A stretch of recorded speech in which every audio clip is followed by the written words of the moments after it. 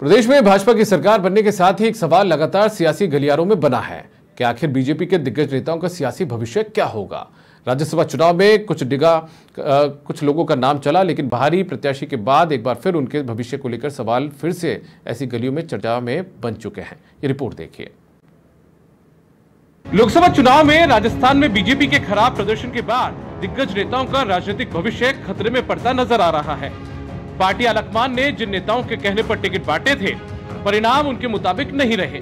हालांकि इनमें से कुछ नेताओं को फिर भी उम्मीद थी कि पार्टी में इतने सालों की निष्ठा का प्रतिफल राज्यसभा प्रत्याशी के रूप में मिलेगा, लेकिन वो भी रही सही कसर बाहरी प्रत्याशी रवनीत सिंह बिट्टू के नाम की घोषणा के साथ खत्म हो गई।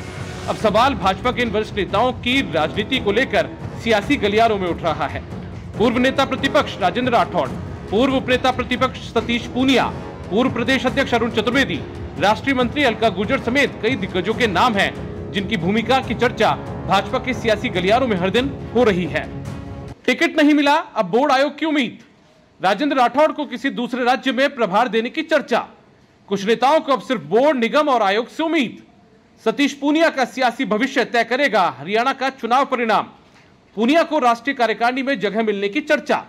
अलका गुर्जर को उपचुनाव में देवली उनियारा से प्रत्याशी बनाने की चर्चा।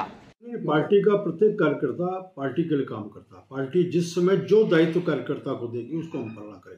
वो संगठन का दायित्व हो, जनप्रतिनिधि का दायित्व हो, उस दायित्व की पालना करने का भाव प्रत्येक कार्यकर्ता रखता है।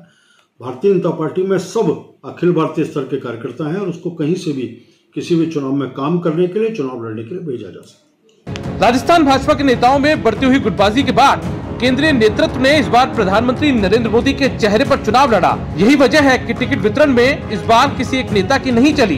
पार्टी के स्तर पर तैयार की गई अलग अलग रिपोर्ट के आधार पर टिकट का वितरण हुआ और कई बड़े नेताओं के टिकट काटे गए। कई बड़े नेताओं को भी टिकट नहीं दिया गया। अधिराज सिंह नरूका, समाचार प्लस, जयपुर।